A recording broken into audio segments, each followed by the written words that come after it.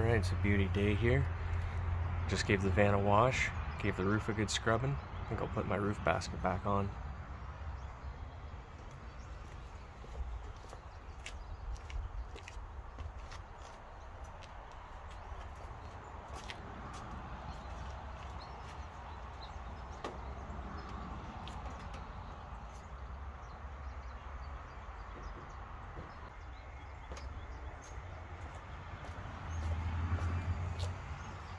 Okay, and like that we've got her hoisted up. It's actually pretty light. There's not much to it.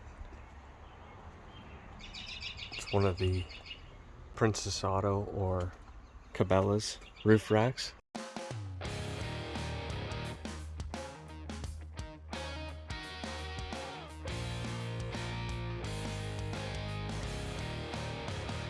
But you can buy the extension and put it in the middle here.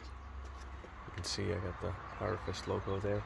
I originally bought it for the Forester and I ran it for a little while, but it just catches a lot of wind and kills the gas mileage on that thing.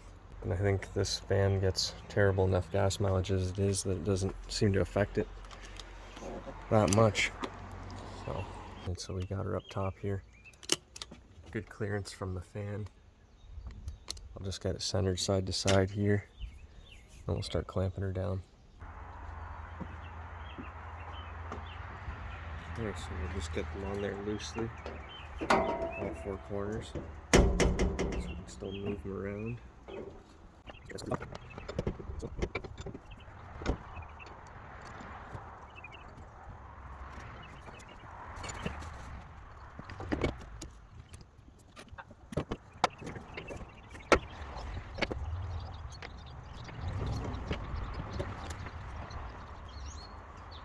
so there's two done.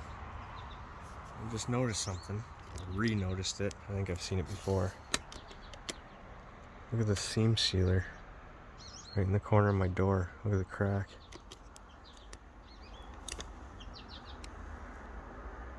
That's not good. That goes back to what I was saying before. You definitely want to make sure that your van is completely waterproof before you start going dumping a lot of money into a build. Look at this seal. I gotta clean behind there. Holy. Doesn't matter how much ventilation you leave behind your walls and insulation. Something like that will give you mold and condensation issues and moisture issues pretty quick. So always be inspecting the van, keeping your eye out for potential issues. So that's two of those on, two of these hold downs. Get the rear ones on.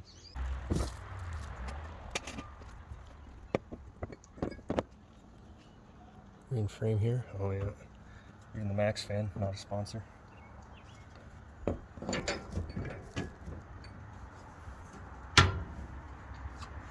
So we've got good clearance here. About a finger's amount, which is enough.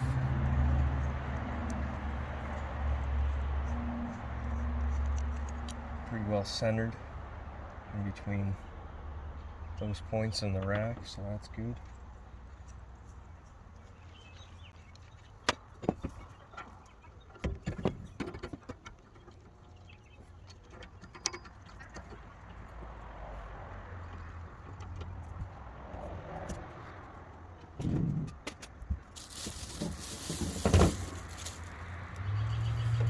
I have plans to get a rooftop cargo box, like a lockable one. It's waterproof that you can put stuff in and it doesn't get soaking wet in the rain, but I missed the boat on those on Marketplace during the winter when they were on a flash sale. Now everyone wants pretty much retail for them. Or they've got massive cracks or patch jobs on them. So we'll run the roof basket for another year. Maybe next year I'll do solar on one side, cargo box on this side by the slider so I can stand there and get to it nice and easy. Nice to get a tote or something that I can put up here just to have a little bit of waterproof storage. Somewhere to put your stinky dirty clothes, maybe a bit of firewood, some fluids, oil, coolant,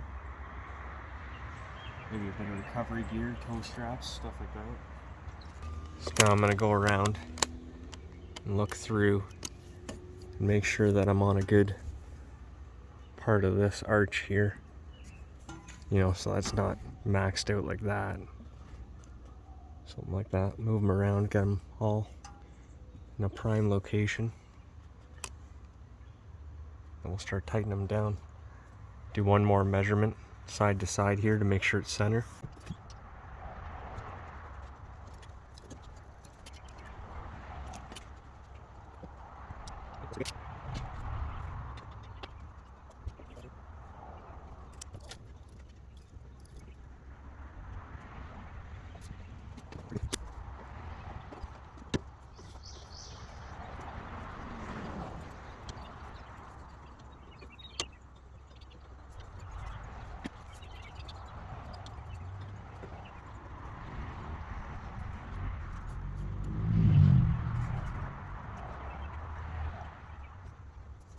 Alright, it's all on and probably over tightened.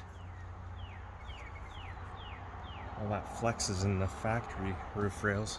Can you see this here? If I move my hand, you can. That movement you see. It's in these plastic bits here. Not the strongest factory roof rack. I put 2 coats of undercoating on this van, or on the rack, to protect it, because a lot of people, especially if you leave it on over winter, end up with rust coming through the factory welds here. So pop you out of the holder and show you the decal there. For you Americans, that's actually what it's called, Power Fist.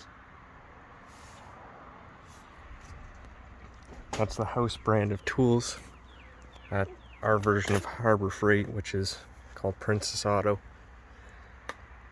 Pretty decent store. 20 bucks gets you half a toolbox full. There we are.